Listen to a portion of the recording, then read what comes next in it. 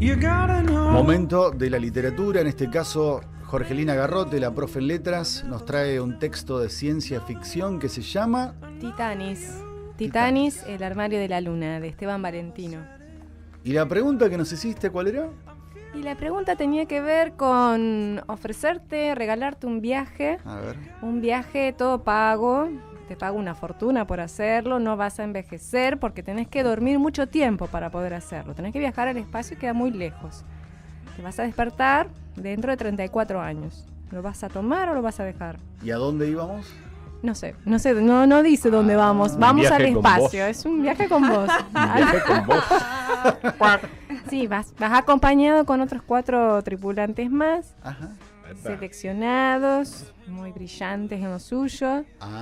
No sos buena el compañía. único, sí vas a estar bien Varones, acompañado. mujeres, los 4 acompañantes. Los 4, ya les voy a decir quiénes son los 4 acompañantes. Uno de ellos es un médico. No podía faltar. ¿Se prende no usted? Podía faltar, El otro por es supuesto, una psicóloga. por supuesto. Médico, Se psicóloga. parece un poco a nuestro personaje acá. ¿Usted va, Doc? Habla de educación. ¿Usted va, Doc? Yo puedo... Ay, perdón. Hola, ¿cómo estás? Perdón te que lo no pases. saludé. Olis para todos. Hola Nati, hola. Hola a todos los oyentes y a todas las oyentas. ¿Vas o no vas? ¿Y va el Doc? Sí. Por supuesto. Por una cuestión de seguridad. El Doc me da mucha seguridad. Seguridad en la salud. Totalmente. Es como un hombre así, completo, que me da seguridad. ¿Irías, Nati, entonces? Sí. ¿Te prendés? Sí. Entonces Son vamos. 5 como nosotros acá en la Nati, mesa. ¿5? Vamos. ¿Te prendés? Vamos todos. Hicieron los 4. Vamos los 5. Vamos. Veo que me están dejando afuera, está bien. No importa, abandonen el barco que este capitán lo llevará a buen puerto, como siempre, como todas las empresas que emprendo, valga la redundancia. Quédese, locutor. que Alguien lo se va a tiene que quedar en casa. dejar. Claro. Yo le riego el Nosotros malbón, viaje. le doy de comer al batuque, saco la basura. No sea ningún problema, doctor. Vaya y disfrute usted. Usted sí se lo merece. Viaje de ciencia ficción, viaje de papel, viaje de literario, en esta obra que se llama Titanis. Sí, antes de contarte Ajá. un poquito sobre la novela, un poco sobre la ciencia ficción. Bien. La ciencia ficción es un subgénero narrativo que tiene que ver con viajes en un futuro muy lejano a consecuencia de los avances científicos y tecnológicos de la actualidad. La ciencia ficción es un término que no nace en el siglo XXI, ya tiene más de 100 años. La primera vez que se usa el término data ya de 1863, cuando se publica una novela de Julio Verne que cuenta la historia de un viaje alrededor del mundo en un globo durante 5 semanas, y esa novela se llamó 5 semanas en globo. Y otra novela, ya en los albores casi del siglo XX, fines del siglo XIX, en 1898, por otro escritor, un escritor inglés que vos seguramente conocerás, Herbert George Wells, que narra la primera invasión marciana en la historia de la humanidad, y es La Guerra de los Mundos. La Guerra de los Mundos de Wells. Esos son, podemos decir, Verne y Wells, los precursores de la ciencia ficción en el siglo XIX. Y al género le llevó mucho tiempo ser aceptado, reconocido, porque si bien fue muy popular durante el siglo XX, no fue reconocido por la crítica. Siempre se lo vio como un género menor, como la historieta, por ejemplo. ¿Cuándo comienza a ser reconocido, aceptado?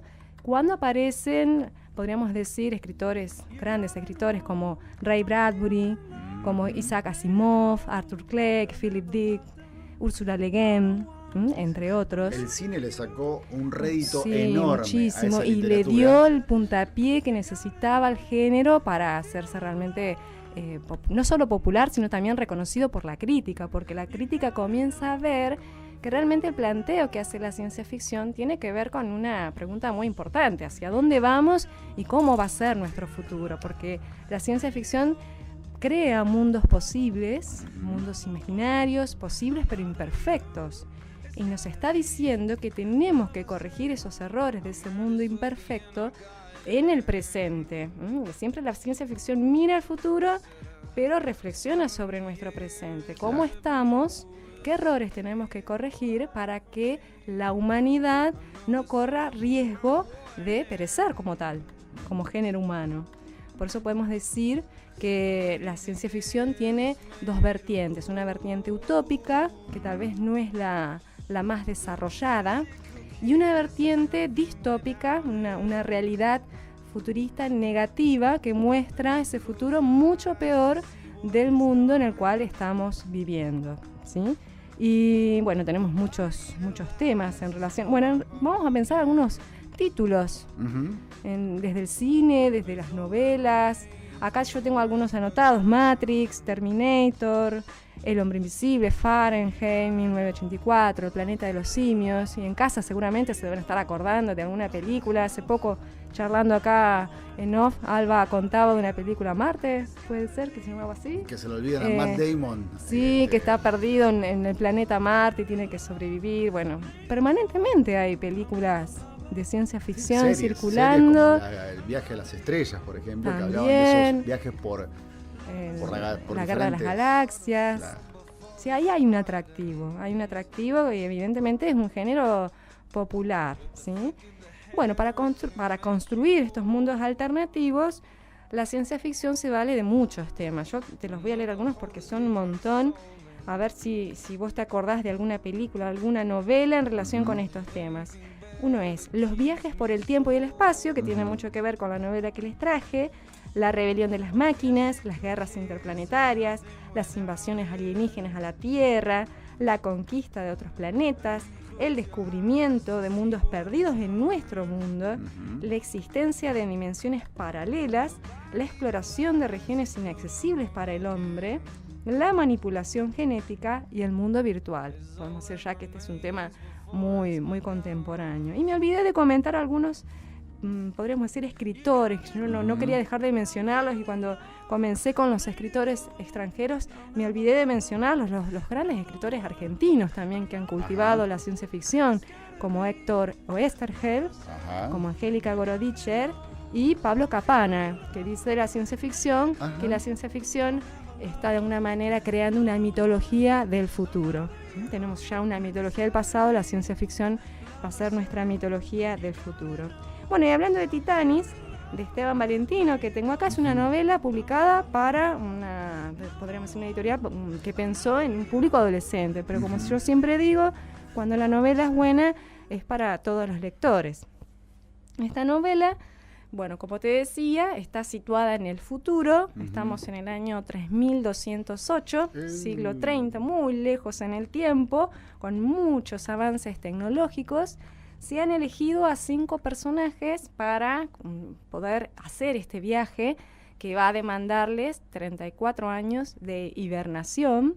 El objetivo, la misión, es poder constatar una ecuación que dice acá, yo no entiendo nada de física, la ecuación de Svord, y que si ellos pueden en el espacio, ellos tampoco saben muy bien hasta dónde van a llegar, pero si ellos pueden controlar, pueden definir bien esta situación de la ecuación, se van a abrir las dimensiones del conocimiento humano. O sea que hay un fin científico en relación con esta misión. Y los roles de estos personajes es una física, un médico, una psicóloga, un matemático y un poeta. Un poeta también. Así es. Bueno, ¿cuál es el conflicto principal cuando cada uno de ellos va levantándose? Porque no se da que todos se levantan a la vez, sino es como el inicio de Alien, la primera Alien, que va uno y después el otro, van. Que van a encontrarse en la nave, que también se llama Titanis, se van a encontrar con una suerte de personajes humanoides que tienen mucha similitud con cada uno de ellos, que los van a perseguir con el fin de aniquilarlos. Y la fuerza de esos humanoides proviene de los miedos que cada uno de estos personajes tiene, que son miedos muy profundos. Ellos nunca han hablado de esos miedos con los otros personajes ni con sus familiares. Uno de estos miedos son el miedo a la vejez, el miedo a morir, el miedo a fallar, por ejemplo, el miedo a la soledad. Y cada uno de estos personajes, que ellos no sabían que estaban en la nave, van a aparecer de manera así sorpresivamente, y va a generar en ellos entonces una suerte de confabulación para poder defenderse. Y por lo tanto la novela, que comienza como una novela de ciencia ficción, se va a ir transformando en una novela, podríamos decir, un thriller psicológico, porque va a haber mucho suspenso, no sabemos qué va a ir pasando con estos personajes, quién va a matar a quién. Una de las cosas interesantes que tiene la novela es el punto de vista. No solo hay un narrador externo, sino que cada personaje tiene la oportunidad de contarle al lector parte de su vida y también cómo está viviendo esa situación tan extrema en la nave. Y otro elemento también muy interesante para los chicos es que tiene como los viejos libros, ¿no? Para los más chicos, digo, porque cuando ya son adolescentes no hay dibujos. Y la primera página, ahora te la muestro, tiene como carteles. Bueno, aparecen este tipo de páginas con información acerca de el tiempo y en el espacio en el que están, cuál es la situación actual de estos personajes en cuanto al mundo en el que ellos viven. Y a lo largo de la novela van apareciendo estas páginas con las siluetas de los personajes. En este caso es la primera vez que aparece este personaje, creo que es Omar, así es uno de los nombres de los personajes masculinos, con una presentación, una ficha y con elementos característicos de su personalidad. Y hacia el final de algunos capítulos aparece un link, que de lejos vos lo podés ver, porque la novela tiene un blog. Qué bueno. Entonces uno puede remitirse a la web, ir al blog, que es muy interesante porque aparecen textos que son complementarios a los que están en la novela. Entonces uno puede ver, por ejemplo, como Omar es poeta, bueno, aparecen los poemas de Omar en el blog. Eso es muy, muy interesante para los chicos que les gusta interactuar con internet. Tiene esta parte interesante. Y bueno, y te comento por último, Esteban Valentino es un escritor argentino, es muy conocido en el ámbito de la literatura infanto-juvenil argentina, ha recibido muchos premios, y esta novela también se incluye en sus preocupaciones, como aparecen en otros libros, que tienen que ver con la reflexión acerca de la condición humana, podríamos decir lo mejor y lo peor del hombre en estas sociedades contemporáneas. Perfecto. Esteban Valentino, Titanis, El armario de la luna. Ese es el segundo título, sí. Bien. Una recomendación de la profesora y licenciada en letras Jorgelina Garrote. Un viaje por la ciencia ficción, un viaje literario, un viaje de papel que tiene... Magnánima intervención literaria, como siempre. Un aporte pletórico de ficción, atrapante, como siempre. Y una voz cándida, pero a la vez profunda, ¿no? Que nos contagia y nos lleva, digamos, cargando de calidad, ¿no? Esta mesa y encontrando el equilibrio, bueno, con el aporte de otros integrantes de la mesa, ¿no? Muy bien. Y me parece que le queda poca vida a Martín. Sí, la verdad que yo me siento como... Yo simplemente... Su presencia, le digo, es aplastante. Engalana la mesa, por supuesto. Va a quedar como Martín va a quedar Déjame como cerrar este aporte de la columna. Sí, cierra. Con una frase ¿de quién? Acuñada por quien fuera el mecenas por entonces. Mecenas. Y en esto de viajar, ¿no? En un viaje, hacemos un viaje histórico y nos vamos hacia la región de Italia, ¿no? Nos vamos a Florencia. ¿Quién era el mecenas del gran Leonardo da Vinci, ¿no? Ludovico Sforza. Muy bien. Como ustedes saben, tenía muchas funciones. Leonardo da Vinci, muchos conocimientos, se dedicaba a muchas aficiones, ¿no? Y entonces, en un momento, Ludovico Sforza, repito, mecenas, quien ponía la tarasca. Bueno, el mecenas. Señora, yo diría Lizoldi. quien, digamos, solventaba económicamente a Leonardo da Vinci, ponía la tarasca, dijo el profesor de literatura, dijo esta célebre frase simplemente: Optimum column. ¿Cómo? Esa frase así, cortita. Cortita. ¿Cómo? Optimum column. Tenía que llegar al latín. ¿Y qué era? ¿Qué? Porque como recordamos, Leonardo da Vinci, entre otras actividades que realizaba, era arquitecto. Entonces le hizo una galería y había una columna que le gustó mucho.